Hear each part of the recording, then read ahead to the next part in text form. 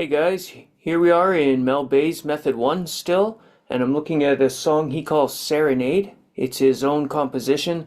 It's got a bit of a Brahms lullaby sound to me, and a little bit of jazz standard like Stormy Weather or something like that. It's another of his exercises using thirds and partial chords while you're note reading. Once again, quite sophisticated for what we would expect in level 1 of a guitar method. We're starting off with thirds, the D and the B. You can use any set of fingers. I'm almost always going to slide my pointer up into those thirds, so my pointer's on the D, middle finger on the B, and then the open D note answers.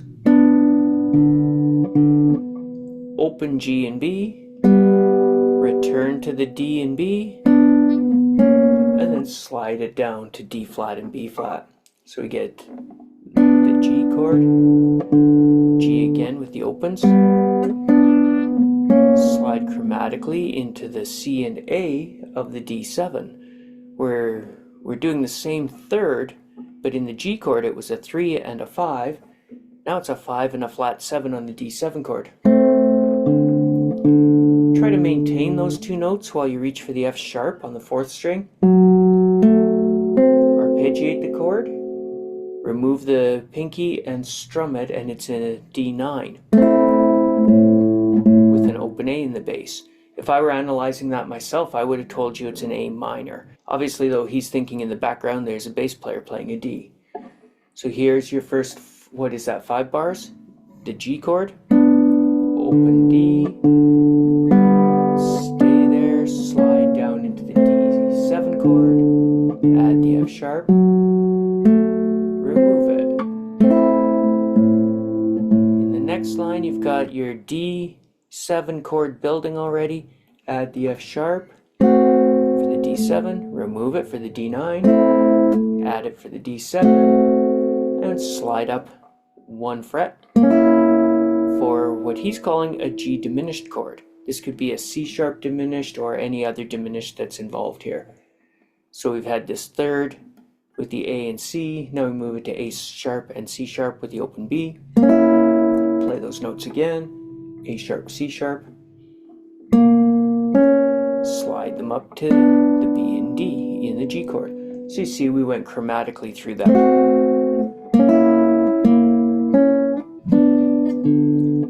Once you get there to that B and D of a G chord, you lay the pointer down to catch the high G.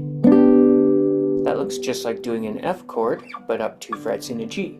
Return to open position, open 2 for the E note, ring finger for the F, and you strum the strings, and you get a G7 with that 6 on top, so a G13 even. That's one of our appoggiaturas. You're on the E note, which resolves down to the D of the chord. Open G string, high G note with the pinky, and the C chord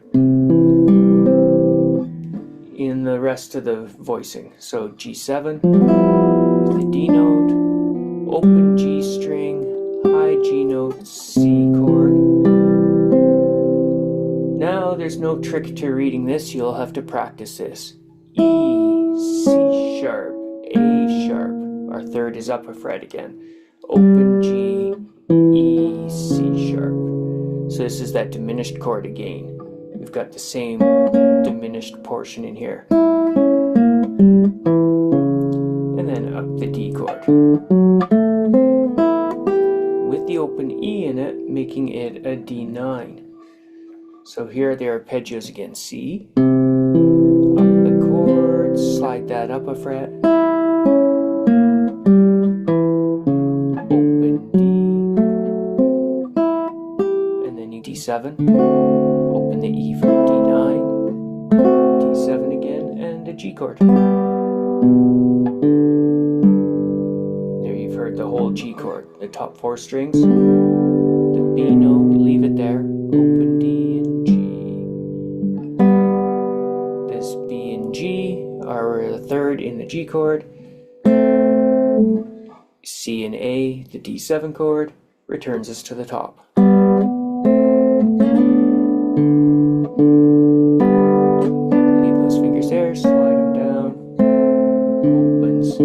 so on.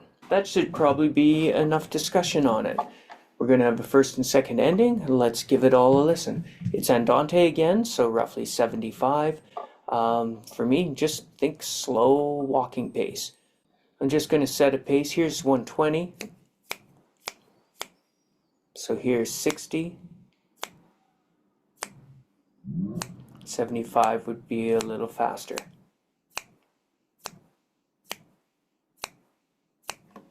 One, two, three, 4.